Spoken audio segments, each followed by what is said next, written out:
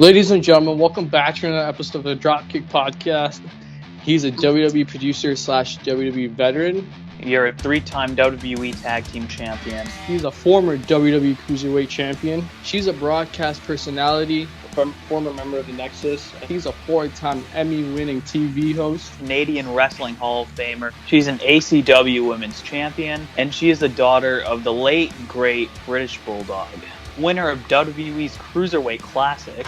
TJ Black from Ring of Honor, TJP, aka TJ Perkins, Georgia Smith, Darren Young, Arnold, Ariel Blake, Chris Van Vliet, Wrestling Classic, aka Justin Dillon. Please welcome Tyson Kidd, everybody.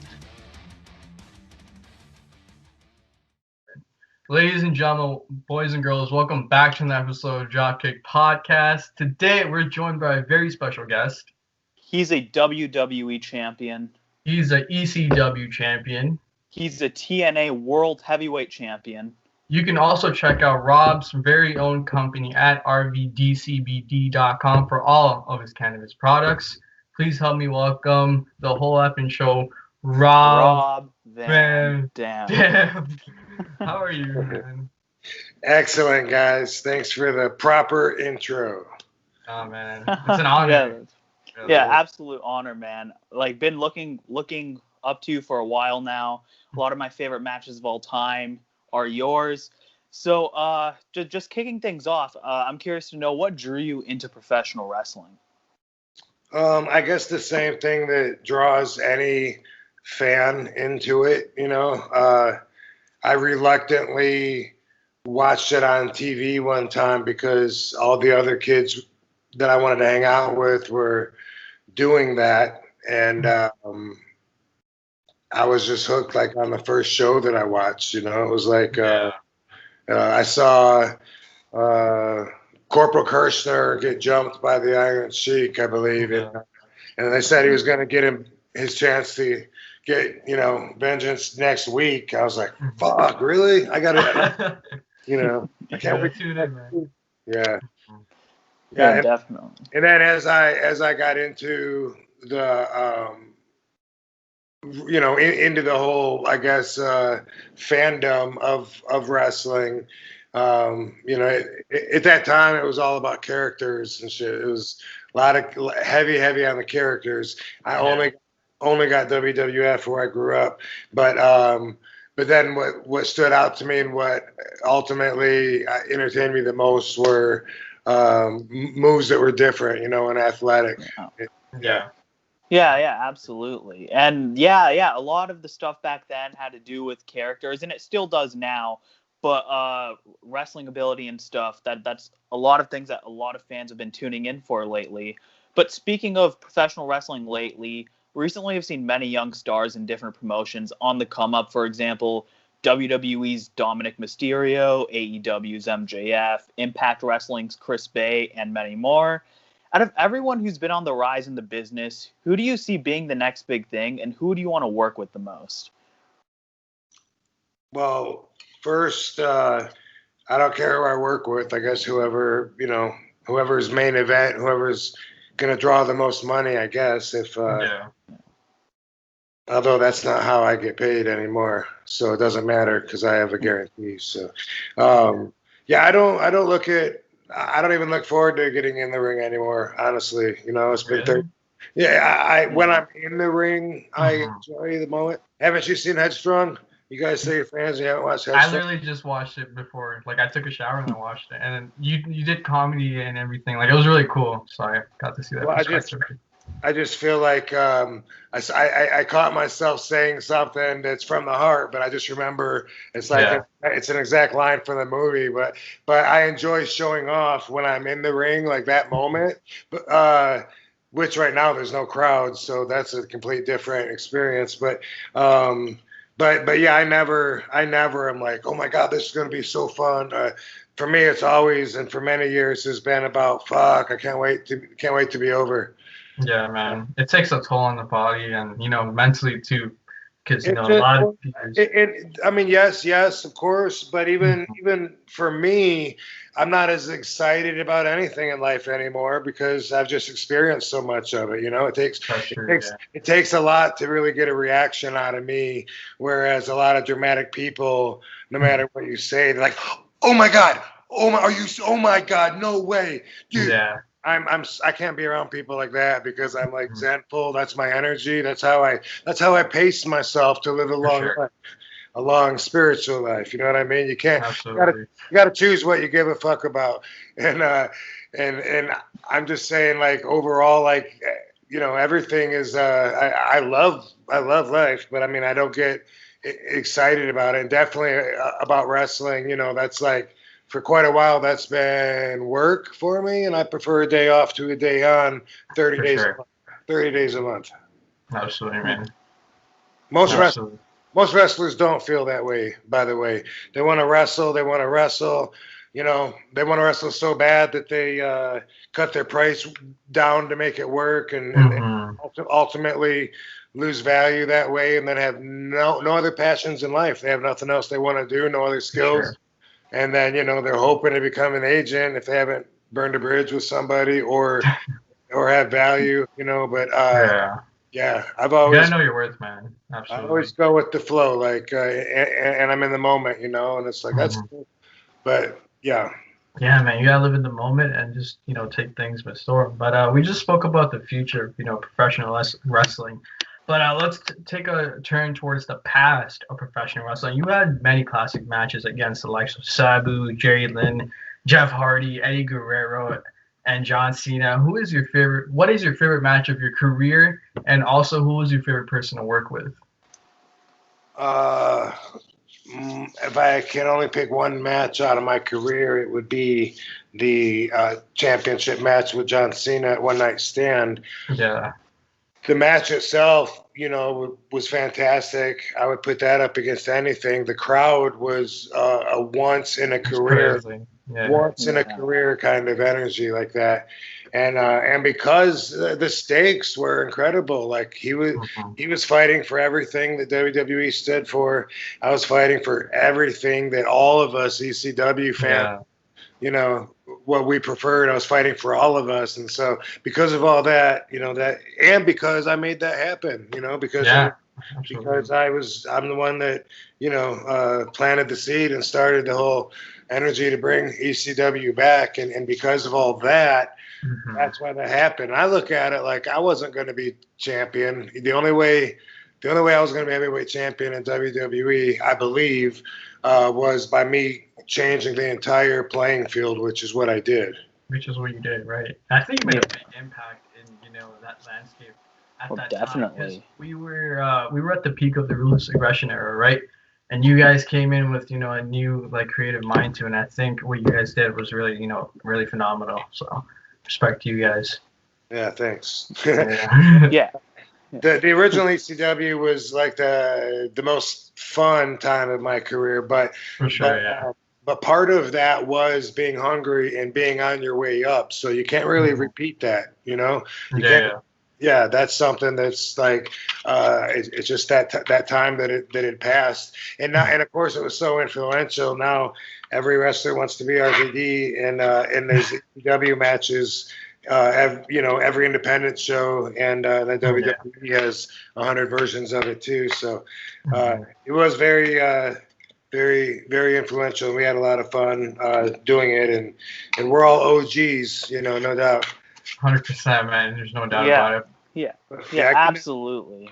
Couldn't happen again though, because like I said, you know, part of that was being hungry, being on the way up, needing to prove ourselves, you know, and to each other, you know, to keep each other in check. We had that competition, and also to prove ourselves to the world. So even if somebody really believed in their promotion as much as I believed in ECW and really fought for their promotion, you know, they got to be in that position, I think, where they're a little underexposed from the big picture of their career.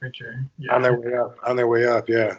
I think that helped too because Tommy Dreamer talks about a lot of stories, back in the day with Sandman and everything. And I think you guys, like, that was a different time period, right? You can't repeat that. And I think people got to realize that. Like, let's say if we had the Attitude Era now, there's so many snowflakes where it's like people get triggered over the smallest things, you know what I mean? So it's 100%, man, 100%. Yeah. Yeah. Yeah. Business is way different now in a lot of ways.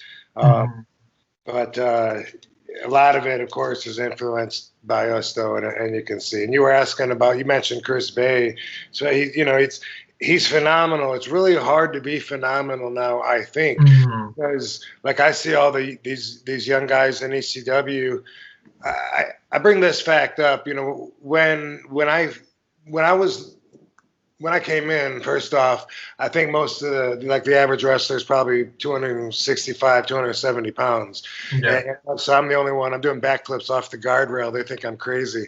Now it seems like everyone's doing a springboard double, 450 or whatever. And it's so it's so hard now to really stand out, and all the guys, I think now the average wrestler is like 175 pounds. I think, there's a couple of really big guys, but overall it seems like most of the guys are around that, and they can all fly, So it's more about that now. It used to be about protecting the business. Now that's not even a factor anymore. So that's how much it's changed, for me. For sure. Yeah, absolutely. And you speak about change, you spoke about ECW. When WWE had purchased ECW and eventually it became a third brand, there were still a lot of differences between ECW, Raw, and SmackDown. What was that transition like for you when you got drafted to brands like Raw and SmackDown from ECW? Most of the WWE office says that I handled the transition the best out of everybody in the WWE, which is cool. I mean, I'm the one that rose above for sure, but it wasn't easy for me. It was pretty stressful.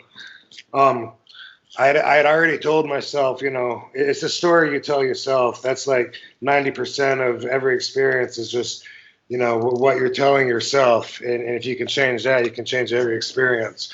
Sure. Yeah, but for me, it was, I already was regretting going in. I was feeling like I was selling out. I didn't want to go to WWE. I wanted ECW to really work out, but they folded. And it was like they were it. They were the only ones left. So I went there.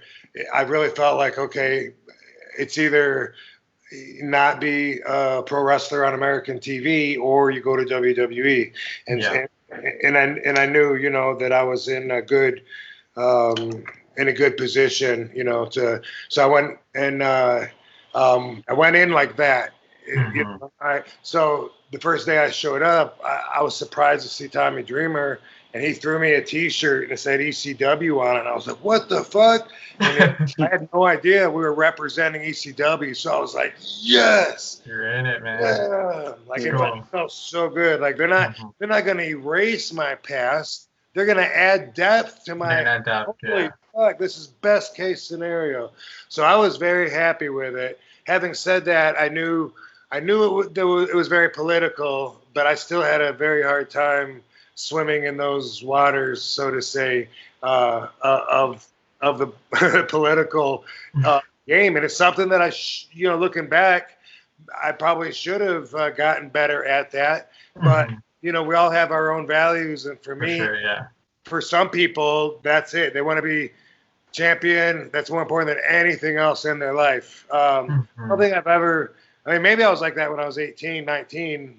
At some point, Sabu and Sheik broke me of that before I really got into big locker rooms and was around guys to see. Like, some of the other guys are still fans, their whole career, and that's great. That was definitely broken on purpose from me, so it became about business. But obviously, I made the adjustments and stuff. The schedule was grueling, but they put you on the map like nobody. Indie wrestlers, sometimes they don't understand that, and I get it. I was stubborn, and I see, like, I remember this was a while ago, but when I was in Impact the first time around, I remember talking to James Storm and maybe Bobby Roode too, and WWE was interested in them, and they were saying, I work 4 days a week as it is here, or 200 days a year, but I got more control over everything. You have no idea. They're like the number one touring company in the world, and you have no idea what traveling is like until you're with them, going from one town to the next, to the next, to the next. Not the same hotel 3 nights in a row, except for WrestleMania. That never happens. Exactly. Anyway, that's what the job becomes about. 80% of the job is just getting there, showing up. And then, if you got the rest of it down, then, but it's a great place to work, great place to like I said, to get exposure and put you out in 180 countries or whatever it is. There's nobody that can do like that, and they put you on TV and in video games and make you like part of cultures that you'll never even. Places I never even thought I'd visit. I see there. First time I was in India, seeing all the little kids, going, doing my thumbs. I couldn't believe like you wouldn't. It's larger than life, man. It's crazy. A lot of that stuff you don't think about, when you're thinking about being a wrestler. A lot of that, you don't think about how much you really impact people when you're on TV. Yeah, definitely.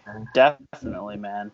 But yeah, speaking of your time in ECW and WWE, many fans speak about a lot of superstars who they feel should be inducted in the WWE Hall of Fame, like Christian, Batista, and more. And much like superstars like them, obviously a legend like yourself will most likely be inducted sooner rather than later. Who do you want to induct you into the WWE Hall of Fame?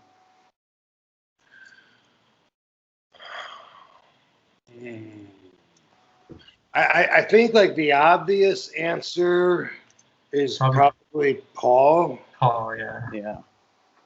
And I think that's definitely the right person too. I guess. Absolutely. Yeah. Has WWE contacted you for a Hall of Fame in the future, or has there been any talks? No, sir. No. Sir. Yeah. I hope you'll probably get in there. Absolutely, a legend like yourself. I can definitely see it happening. I can see it happening. I can see it happening, but knowing how things work, I could also see it not happening for a long time anyway. Especially, I used to think, and I'm still not sure, do you have to retire in order to be in the Hall of Fame? Not necessarily. I know Kurt Angle got in without retiring, but for most people, it is after retirement. Yeah. And the fact that I've been wrestling for Impact and I'm wrestling for them now, that's got to be a factor too. They don't want to do too much with somebody, that they can control. Sure. But who knows? Of course, it'd be an honor, and we'll see. Yeah, man, definitely. But taking into another, I think it's a little early to prepare my speech. Yeah. Probably. Yeah. Absolutely. But taking it from another step, in a professional wrestling landscape, a crowd is what helps build the match, right? How did it feel to walk down that ramp in the Hammerstein Ballroom in 2006 at ECW One Night Stands against John Cena? What was going through your mind before your theme played?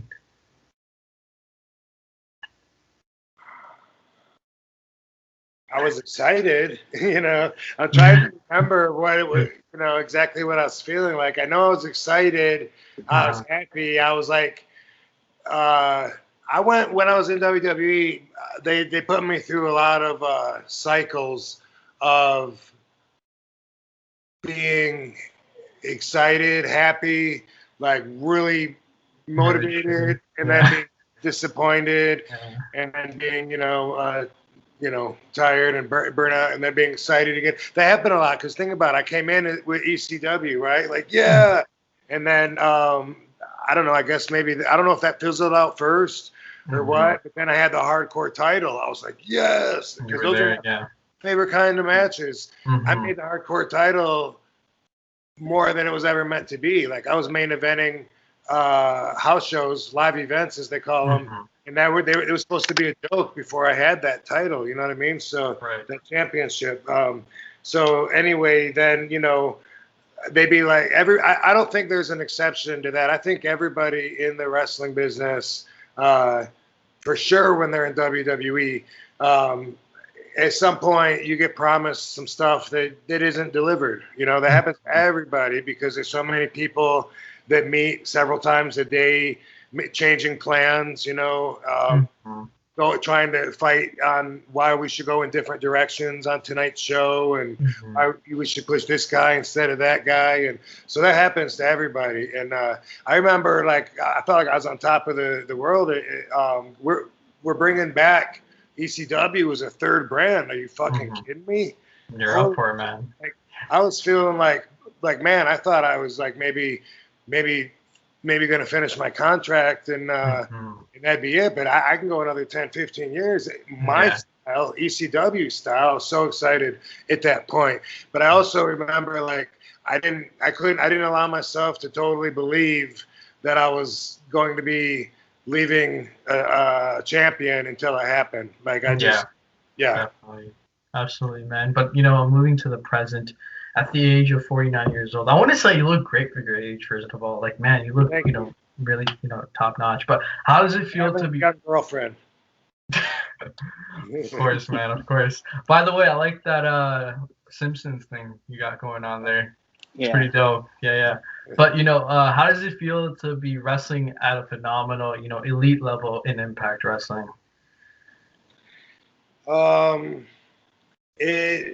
It's cool, First off, Impact is a great company to work for, They were like that last time I was there too, they always had a lot of people complain and say that they were going to go out of business when I was there before, like in 2010, 2011, but they just kept on plowing and kept on going. Laughed their way all the way through it, and they're still like that. I don't feel like I've been utilized, for whatever reason, which I'm fine with. They're paying me.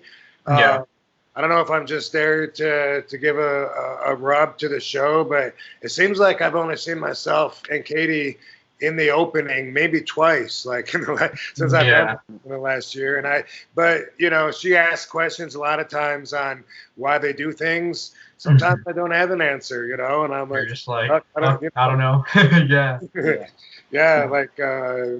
Maybe they just, I don't know. Maybe they just like to use my name when they're talking to potential business partners. I don't know, but it's cool to be there, and they've been really cool. As far as giving me the schedule that I want and giving me anything I want. And then when they brought Katie on the road with me, I'm like, what can I complain about? You know what I mean? I'm able, because that's the one thing that sucks about being on the road for anybody, unless they hate their significant other, of course. Then they're happy to be on the road. But they're a great company to work for, and they go way out of their way to keep the talent happy. So pretty stoked. And the talent is crazy good too. They're really good roster. Yeah, they're so talented. A lot of those guys. I don't know if I start dropping names, but the Treehouse guys, watching those guys work. A lot of guys are like acrobatics. Of course, Chris Bay. Anybody that those guys work with too, all those guys. And then Sammy Callahan's good. There's a lot of guys. The North. Those guys. North's so good, man. Those guys are gonna get picked up soon, I'm sure. Absolutely. Even Willie Mack and EC3 recently coming back. Yeah, definitely. Rich Swann, Eric Young, very good roster for sure. Absolutely. Yeah. So they have a lot of talent, but I'm not one of those guys that's like, man, I want to get in there with Willie Mack. It's still gonna be like, who do I got tonight? And then and then I make the most of it. Yeah, definitely. But switching gears here a little bit, on our podcast, we really like to tap into mental health. So if you're comfortable sharing, have you ever struggled with your mental health, and what advice would you give to people who are watching who could be struggling? Well, first off, yes, I would say to people that are struggling with it, or even just dealing with it, that first off, it is okay. That does happen, and sometimes people don't understand, like if you get depressed, sometimes, because it really is about brain chemistry. And I've done a lot of studying, and I've also had a lot of my friends get depressed from concussions and then either kill themselves by suicide or by overdosing on narcotics. Like that's basically how all wrestlers that are my age usually go out, my peers. They're not going to as much anymore because the education's getting there. They're reporting when they're hurt and have concussions. They're smoking weed instead of drinking and taking pills every night. And the athletic style, trying to be RVD, is it requires a more healthy lifestyle to be able to work 100%. Like that. So all that is going, in their favor. But people sometimes. When you get depressed, a lot of people will they don't understand it, so they act like there's something wrong with you. Oh, what do you got to be sorry for? You got everything. Even I was at a point where because everything, like a whole bunch of shit happened at the same time to me, where like a 20-year marriage at the time I looked at like it was a failure because we were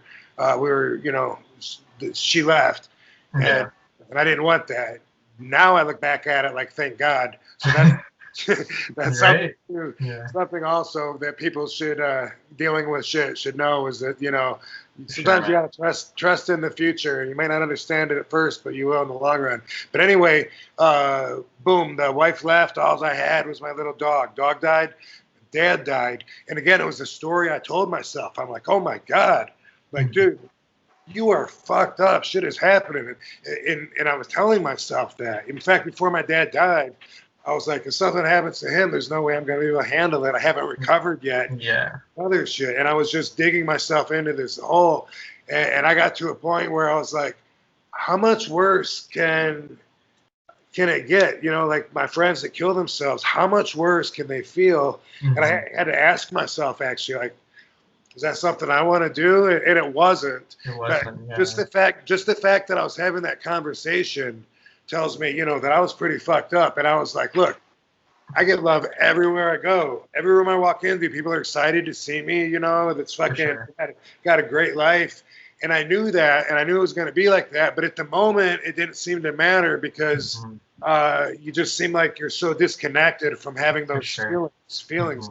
And then a lot of people will just say, you need to get out of the house or you need to do that. You know what? Sometimes you need to help up, and that's meds. I got a guy I have a guy that I'm talking to through social media right now. It's in this boat, and he just took his first pill today. Oh wow! And for months and months, I've been telling him, dude, whatever, go see the doctor. It's your brain chemistry. Sometimes you need to help. And he didn't want to do it. But all his, he was very depressed. Finally, I talked him into it at his first pill today. It takes at least a couple of weeks till it kicks in.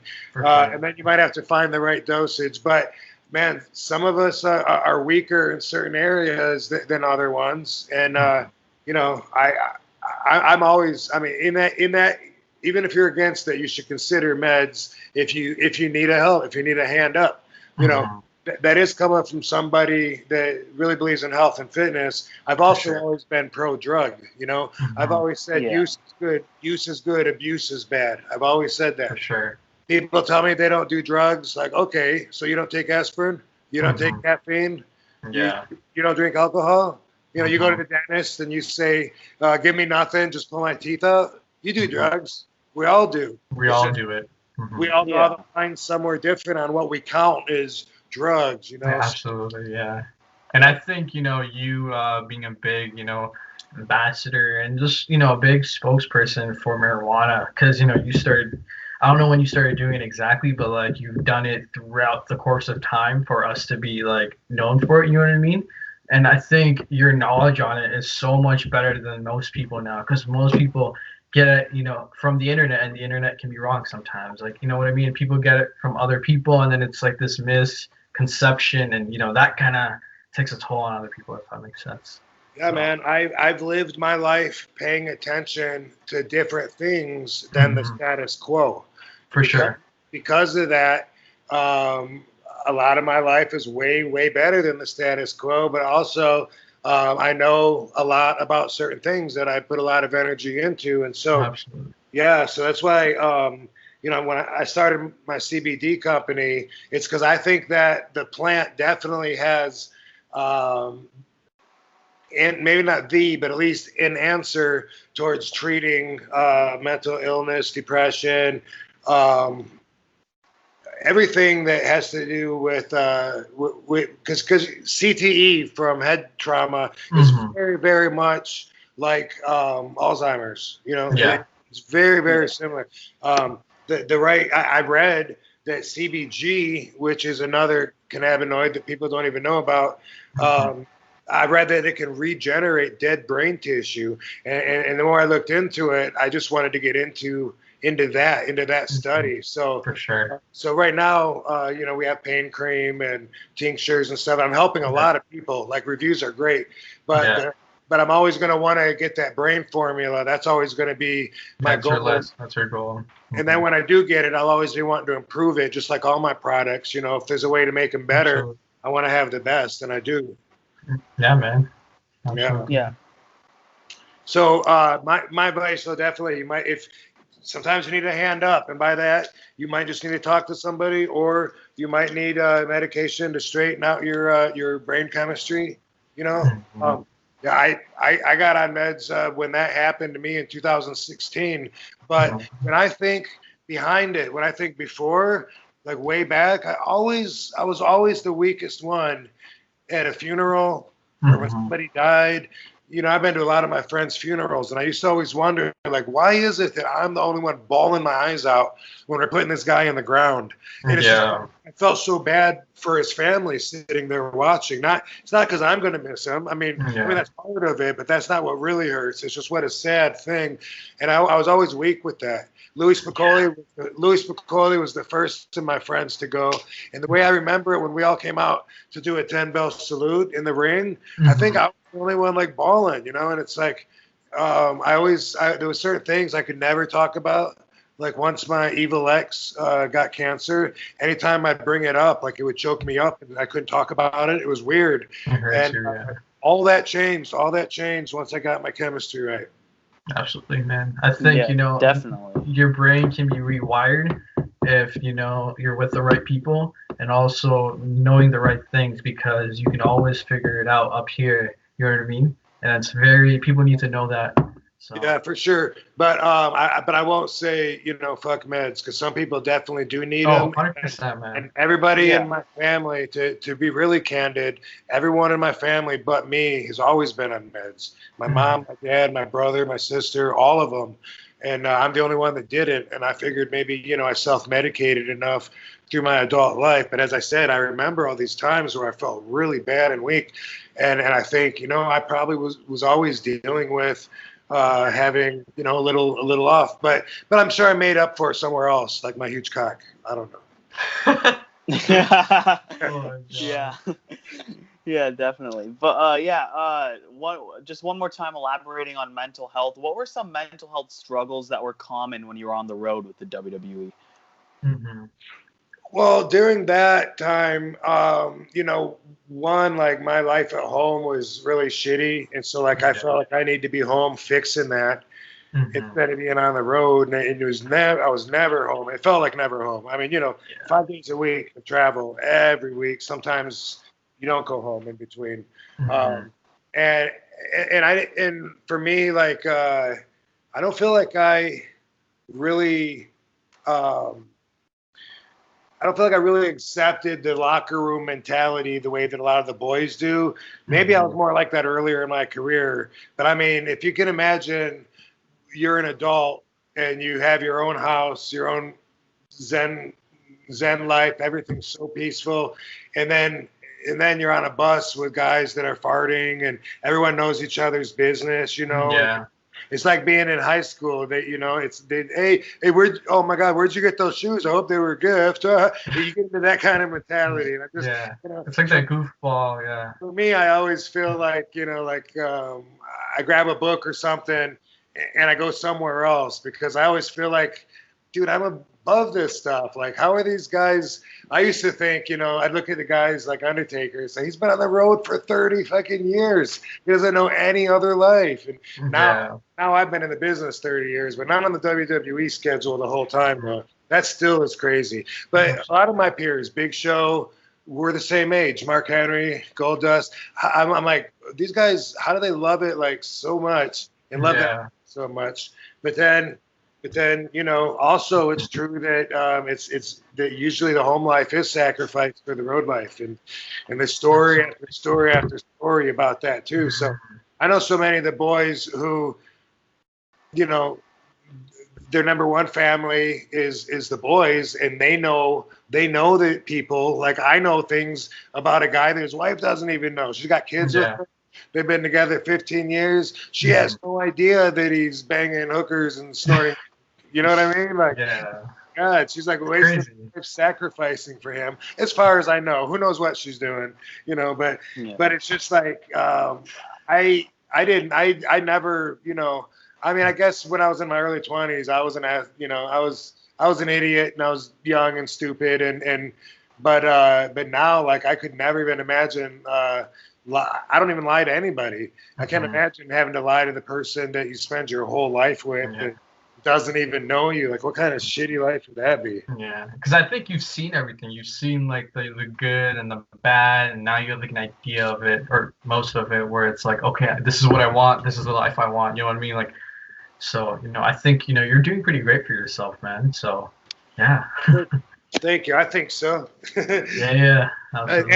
After a while, you get confident enough to know that you got it made. You know what I mean? Like, it took a long time. I think that I had a pretty young mindset going through most of my career. In fact, all the way up until I did go through my valley of my depths. Of when I got depressed and everything. Because before that, when I think about all the decisions I made and stuff, I was like, I had seen a lot, but I hadn't really experienced a whole lot except for just road life. I don't know if you've ever heard. Sometimes they say, like, if a kid gets in the entertainment business, like, and he stops growing up at that age when he gets in. You ever heard that or no? I heard of it. Yeah. It goes around throws. I find it to be. I got into the pro wrestling business like when I was 18, and I feel like I had a mind of an 18-year-old basically until recently. Like in my early 40s when I did have everything crash on me, and I had to really look at life and reevaluate what's important. Didn't change my values, but I definitely changed my priorities. For sure. And after that, like, it's like, oh my God, I'm a grown up finally. Because I think shit just hits you, man. I think life just hits you. You're like, man, oh, like my shoulder hurts, man. It's finally catching up to me. You know what I mean? So yeah, well, you'll find out. You'll find out. The one thing is, I love being 49, and I'm, my life is the best it's been. I used to dream of being able to spend one Saturday home, and now, like, I'm almost always home for months at a time. Sometimes I keep busy, at least as busy as I want to be. For sure. What's funny is when 29-year-olds, if they look at being 49 as being inferior, that's like someone that's never been out of Battle Creek saying that Battle Creek's the best city in the country. Yeah, exactly right. I've been there, and I've been here, and you guys haven't been here. You know what I mean? And I'm saying I wouldn't trade it. I wouldn't go back, even for all the everything that I would gain. But it's because I did do. I'm happy with the decisions that I've made and the way that I've lived, so I really would want the challenge of doing that again and fucking it up. Yeah, for sure, man. Yeah, absolutely. Once, right? But taking things to a personal level, once again, I think there's a misconception in the world in general, you know what I mean? That people say that, marijuana is bad for you. And like I said, we touched briefly on this, And speaking from personal experience, I think that it helps you actually. You know what I mean? Like you spoke on this earlier too. It helps you in terms of anxiety, and it really taps into that zone where it makes you feel a certain way and really helps you out. But how does that usually work out for you?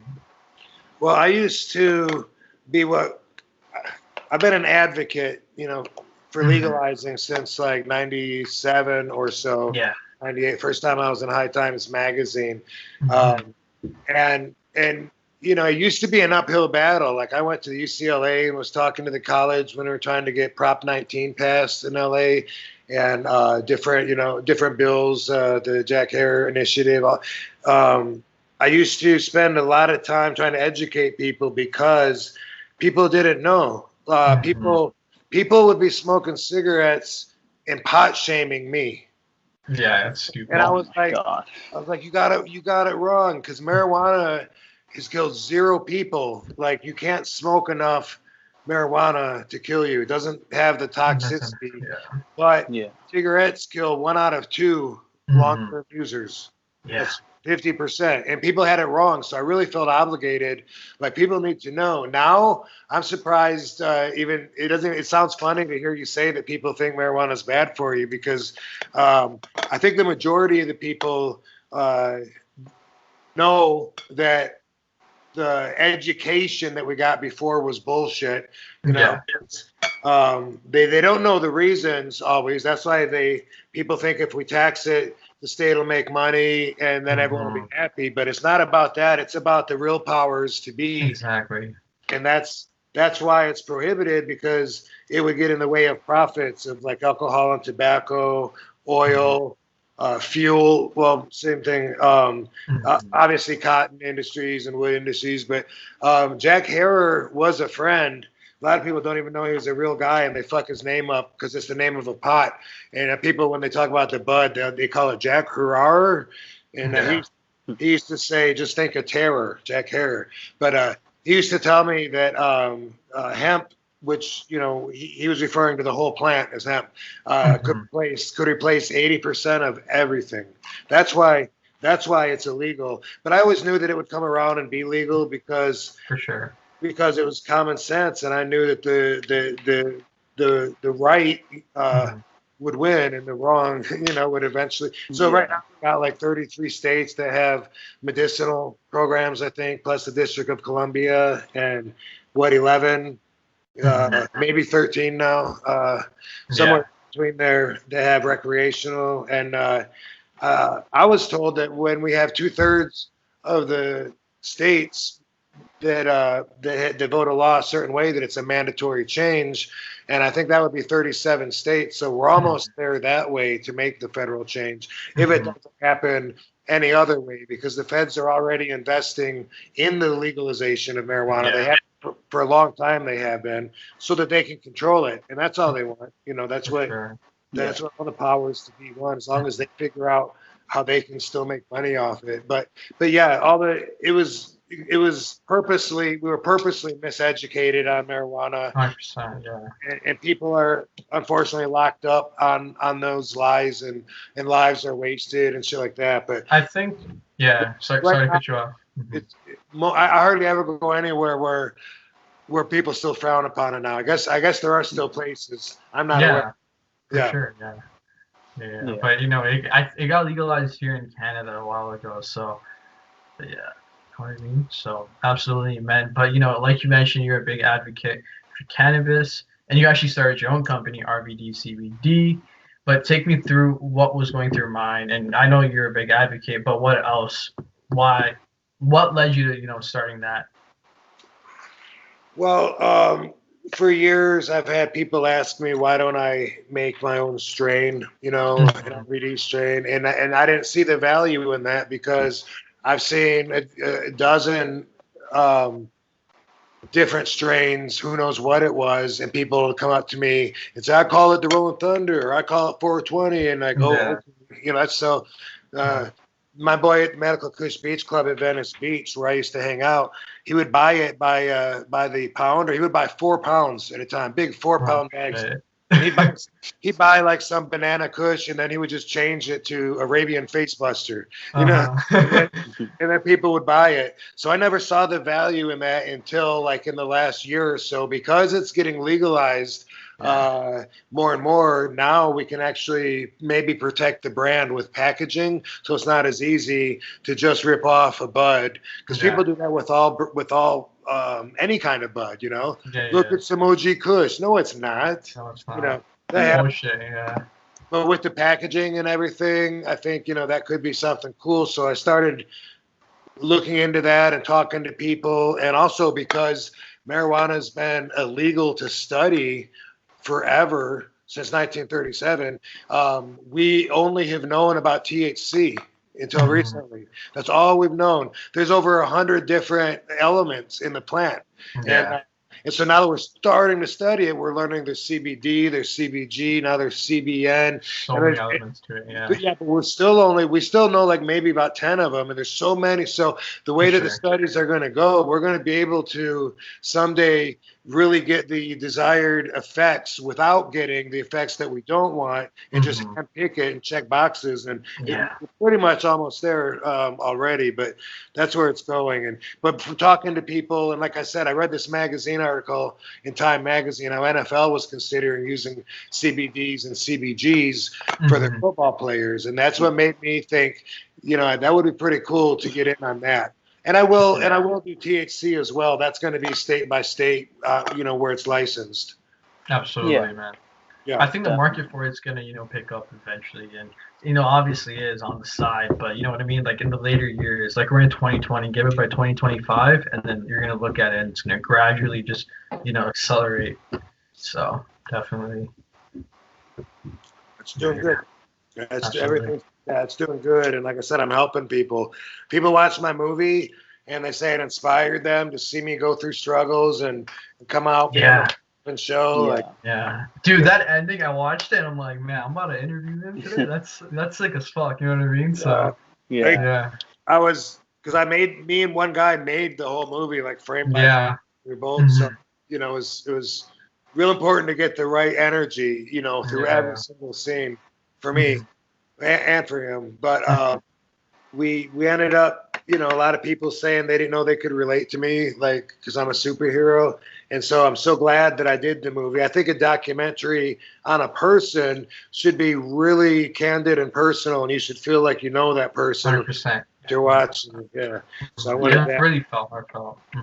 That's what led to me. Everyone telling me that I helped them, you know, I inspired them and helped them with their problems, and it got the conversation of mental health started, and I realized, you know, and the concussion issue, like people don't talk about it. You know, 100%, man. We need to learn more about that, and the only way we're going to get there is if we talk more about it. So that's why I want people to see my movie Headstrong, because it does become about concussions, and I learned a lot more than I ever thought that I wanted to know about concussions, and then that led to the RVD CBD. They're both, you know, helping people. So I've never been part of anything that's had so much positive energy.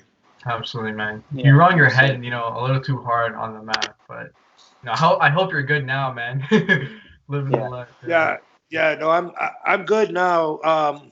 I pass eye exams with a normal reaction time and normal range of vision distance and all that, but I know that my vision isn't the exact same as it was before this one little bump in the head in 2016, because if I tilt my head one direction a certain way, I can see a single person split into two, and it didn't used to do that. It's weird, yeah, that is odd. But being a huge advocate as you are, there are many other big advocates. One of them would be Joe Rogan from his podcast, The Joe Rogan Experience. I'm just curious, as a fan, would you ever want to be, like, are you interested in ever working with Joe Rogan, whether it's a podcast or anything like that? I would love to. Funny little story. The Medical Kush Beach Club that I had mentioned earlier, we had a documentary made of that place, 95% finished. I think it's really good, but we've never done anything with it. The owner still sits on it. But we were looking to promote because we were having this, what's that crowd fundraiser thing? You know, the crowd fundraiser where people can chip in and they get things for it. Yeah. I know what you're talking You know about. I can't remember. Yeah. Yeah, whatever the fuck it's called. There's a GoFundMe, and then this was the other one, I think. But anyway, we were trying to promote that thing, and so because of that, the guys in my group there made me and had to show me how to follow someone on Twitter because I didn't know.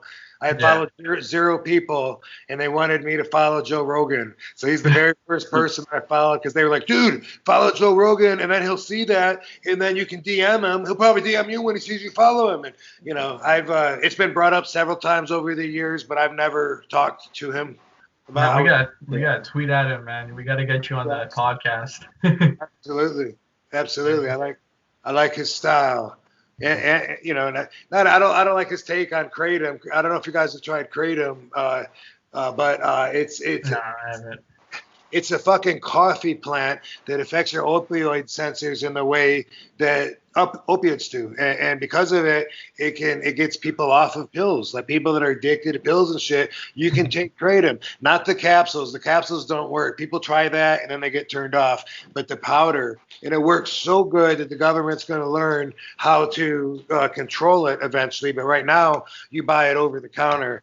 And Rogan was talking about it, and I heard him, you know, saying that he got like really high from it, and. A lot of people jumped on him and they're like, dude, don't start spreading shit like that about it. Yeah. But I don't. You know, I guess everybody reacts differently from it, you know, but you gotta keep it real, man. The only time that I got high was the very, very first time I took it. I took probably 100 times more than I should have. I ate 2/3 of a bag, a 3-ounce bag, 3-gram bag. I ate 2 grams of it. It was ridiculous. Yeah. Because Sabu told me to, and I believed him. And it should have been like 3 grams, and it was like 2 ounces. That's what it was. It was like it was thick, like I was eating it. And anyway, besides that, it's something I recommend. Absolutely. Yeah, definitely, man. Switching back to professional wrestling for a bit, we all know you've been performing at a high level your entire career, but however, there always comes a time. Is that a pun? No. It would have been a very smart one, though. At a high level, your whole career. However, there comes a point in every athlete's career where they debate on when it's time to hang up the boots. For example, apparently AJ Styles is planning on retiring after this WWE contract expires. That's the rumor. So, have you ever thought about when you plan on retiring? Sure, I've thought about it. I'm kind of surprised I'm still wrestling because I knew I was winding down a couple of years ago, and then I thought, you know, that I was just going to keep. I was doing like 10 or 12 matches a year. That's winding down for me, and I was thinking I would even work my way down, but then I signed with Impact, you know. So then all of a sudden I'm doing 3 times as many matches. Still super great schedule, but it'd be like 2 or 3 days once a month, something like that. Anyway, I still, I mean, I don't know. I could do it anytime, dude. I don't think that I can't see me missing it like all the other guys do. I don't know. I mean, I think I'll be able to deal with it, really. I mean, it's fun. I like the way that it keeps me in shape, you know, makes me work out and stretch so I can keep doing all my shit and stuff. I like that, and there's definitely a lot of benefits from it. But, you know, honestly, like everybody in the dressing room, they're not only are they hungrier than me, but I'm so happy to give them the TV time because they want it. You know, they want they want to go out there and work their balls off. And I'm usually, you know, trying to get my shit in and be professional, but at the same time, you know, a lot of times looking more at less is more. You know, that's something I learned a long time ago. Absolutely. Yeah, I'm gonna be 50 in December. I'm 49 right now. I would bet that I'm not. I don't know. I want to say if I am gonna retire, I probably will do it before I'm 51. Maybe I won't retire. I don't know. Maybe I'll be like Dory Funk Jr. and maybe I'll just keep on, keeping the boots in the boots, man. bottom shelf. Absolutely. Yeah. Absolutely. But we like to ask this one final question to our guests. What is the next chapter for Rob Van Dam?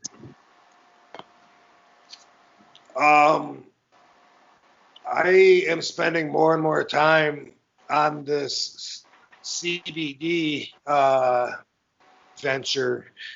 And as I said, it's going to go into THC. And even just with the CBDs, it's like it's something I spend hours every day on. And we have 3 different size pain creams, tinctures, CBD flower, RVD rolling papers. But we're always coming out with new shit. New stuff. Yeah. We're gonna have gummies next week or the week after. We're gonna do vape pens, CBD and THC. So we're always building.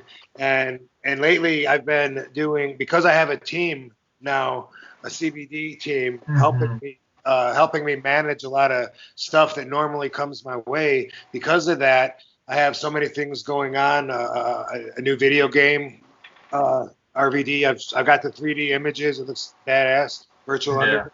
Yeah. There's esports. There's that. There's a lot of shit coming out. Yeah, so much stuff. And I've even done a few movies that people haven't even seen, like within the last 2 years. They still haven't come out, but a lot of my stuff is leading on a path towards a goal that looks really, really good. And it's so good that I can't even talk about it yet. But it's let me just say I have big plans, and I think I'll be able to talk about it real soon. Big high plans, man. Absolutely. So stay tuned, everybody. So that wraps up the questions. But to officially end our interviews, we always like to play a quick game with each person that we have on the show. So this game, we will list 10 people in the wrestling business, and you can use either one word or one sentence to describe each of them. Okay. All right. So we're going to start things off with Paul Heyman.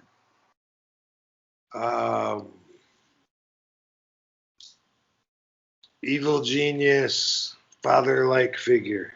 Actually, Chris Jericho.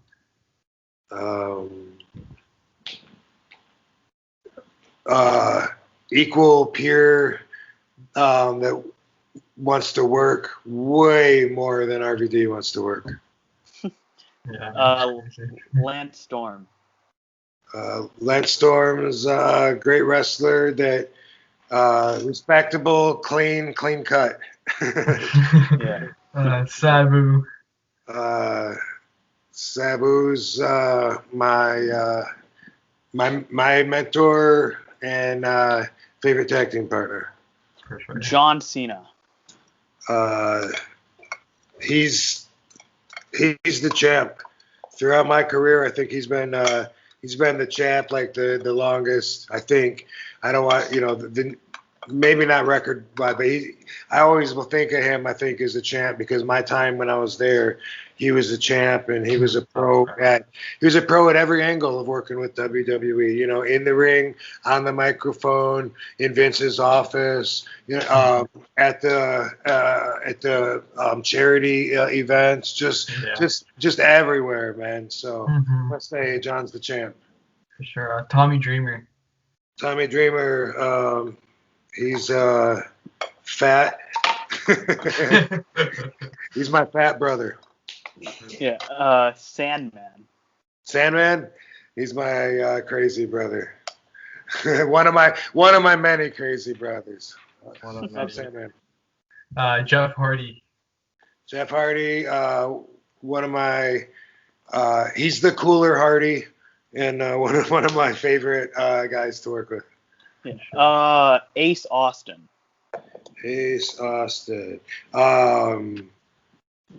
Incredibly good. It's crazy how young he is. Yeah, he's only gonna get better, man. Absolutely, man.